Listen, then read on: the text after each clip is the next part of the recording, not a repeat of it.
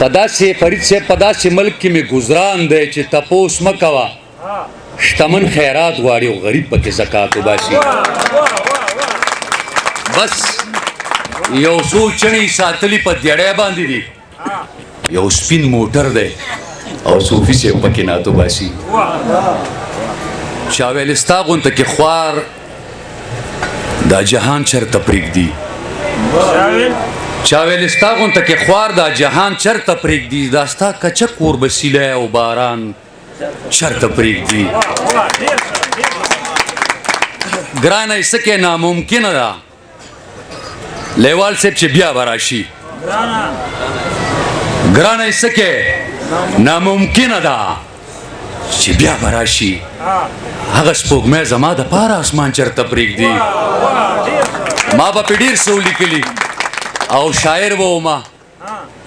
هغه په مخ باندې شیندلي زلفان چرته پرېږدي ما به پې ډېر څه ولیکلي او شاعر به ومه هغه په مخ باندې شیندلي زلفان چرته پرېږدي او مور مې ویل چې دا بسر به مې اوس لوی عالم و مستانه صاحب مور مې ویل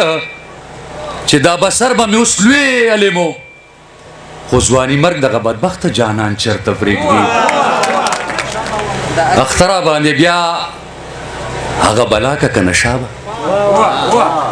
اخته را باندې بیا هغه بلا که نشه به خپل ټول غمونه ماته را په شا که که نشه به دا عکس دی زمونږ د شاعرانو څو ملګرو دا وګوره ما دې کې را پیدا که نشه به او چې ته رانه خفه شوې نو ما څنګه به رضا کې چې ته رانه خفه شوې نو ما څنګه به رضا کې چې زه درنه خفه یم ما رضا که که نه شابه چې ته رانه خفه شوې لیاقت صاحب نو ما څنګه به رضا کې چې زه درنه خفه یم ما رضا که که نه شابه ژونده تلوار کوه چې مرمه درنه ژونده تلوار کوه چې مرمه درنه او مرګه که نه راځې چې زمه درنه تا که اظهار د مینې کړی نه وی جانانه زه مخکې کېدم درنه تا که مستانه صاحب وختي راشي دوخه راویښ مې کو تا که اظهار د مینې کړی نه وی فاروق صاحب نو جانانه زه مخکې کېدم درنه او د وجود غوښو شابئ زر مې وخورئ ګینې دا خپله ډوکې خورم درنه او سترګو که اوښکې مو څڅولی نه وی ارماني صاحب سترګو که اوښکې مو څڅولی نه وی بیا خو به زه راڅڅېدم درنه سترګو که اوښکې مو څڅولی نه وی بیا خو به زه راڅڅېدم درنه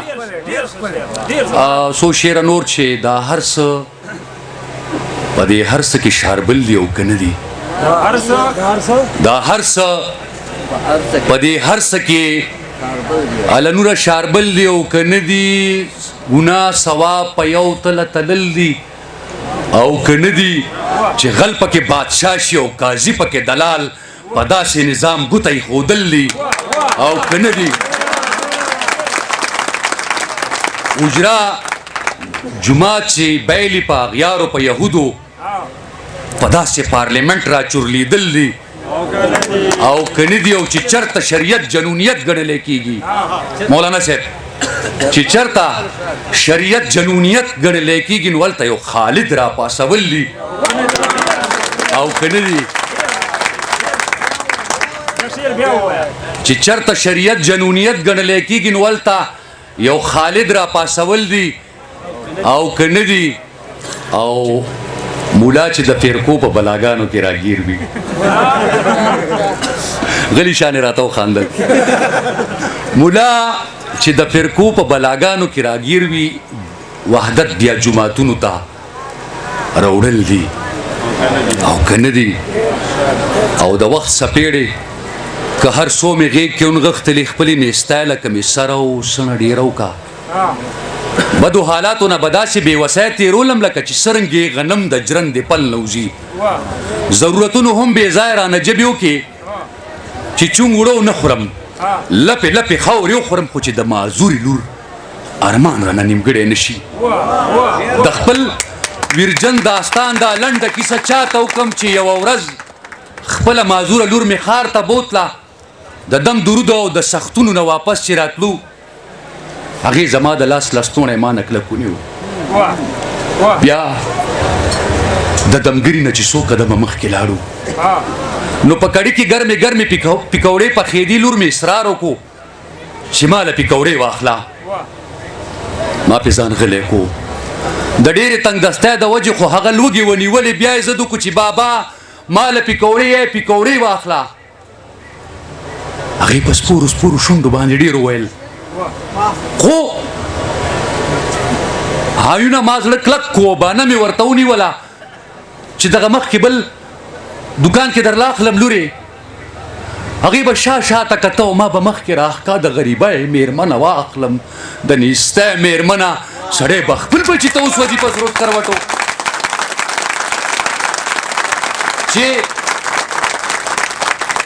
چې د خوراک هوټل به راغلو ما به لور په غېږ کا او سمدستي به مې په مخ ورته څادر واچو ولې چې هر هوټل کې سیخ کباب چرګان ځوړند او د بېوسی سپي ما پسې په ټوله لار غپېده د بدې ورځې راته لاره چېرته نه پرېښوده د ډېرې ستړې نه مې لور د غېږې نه کوزوله چې چېرته لاره کې څه ونه ګوري او ونه غواړي خو باسطه خو څو لازې پسې څادر د مخ نه لرې کړلو ناڅاپي یو دکان کې په ګوډی نظر شو ویلې بابا ماله ګوډی واخله کمې هر څو ورته بانیو کې ما ورټله خو د خپل ضد نه غړېده بیا په سلګو شوه راته شوه